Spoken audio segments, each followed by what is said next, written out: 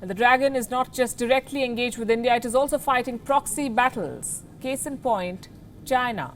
A small Himalayan country of 26 million people with a GDP of $19 billion, once described as the yam between the two rocks.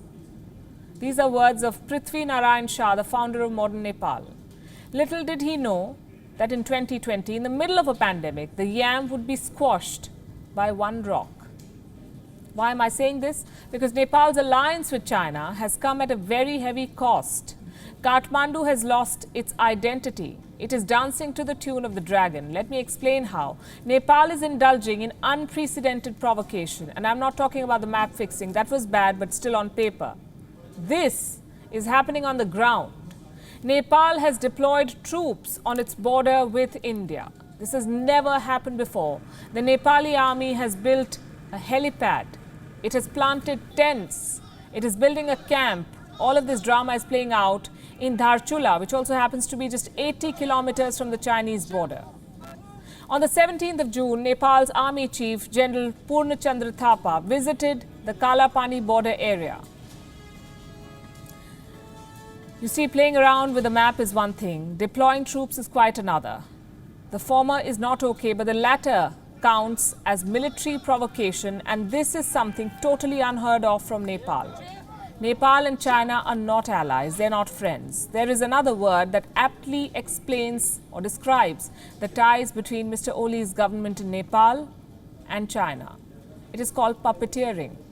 Earlier today, the Nepal Communist Party held a workshop along with the Chinese Communist Party. Apparently, the two sides wanted to share experiences on running the party and the government.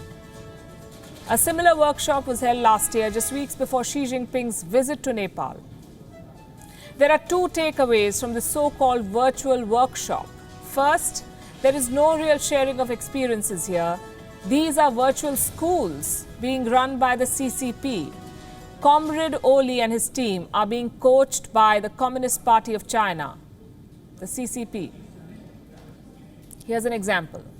A line from the statement of Pushp Kamal Dahal, better known as Prachand. He is the chairperson of the Nepal Communist Party, which is the ruling party in Kathmandu. Prachand told the gathering that the relations between Nepal and China, and I'm quoting, are nurtured on the basis of sovereign equality. He was once viewed as India's man, trusted to counterbalance Oli, not anymore. Another important thing to note is the timing of this virtual meet. It comes a day after Nepal constitutionally adopted a wrong map, claiming India's territories as its own.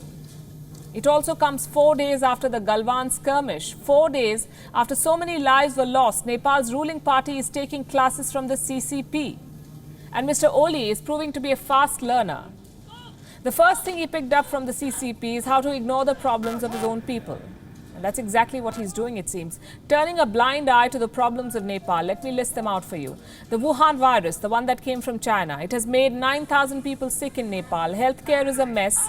Plus, there's a humanitarian crisis. Some 25,000 Nepali citizens stranded abroad without jobs. Who is going to bring them back home? Nepal's apex court has asked the government to evacuate them.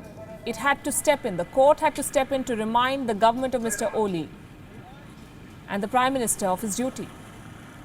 Another problem, caste-based violence. A 21-year-old Dalit man recently killed in Nepal. There have been more than 33 cases of violence against Dalits this year. There were at least 84 cases in 2019. There are thousands on the streets protesting these incidents. They have caught the attention of the United Nations and the European Union. But Prime Minister Oli is learning from China, you see. He's learning not to care about human rights either. Problem number 3, the economy, again bugged by the Wuhan virus. There is no money coming into Nepal. There are no tourists. Remittances are expected to fall by 14% this year. I'm not saying this, it is the World Economic Forum. And FYI, remittances represent more than a quarter of Nepal's economic output. Any good government would understand the gravity of the situation, but Mr. Oli's poor governance is the reason why we are here. He failed to deliver as Prime Minister.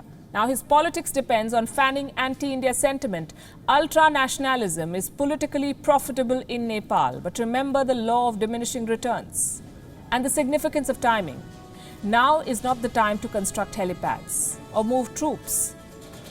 And it's never a good time to burn bridges with a friendly neighbor, especially one on whom you depend so heavily.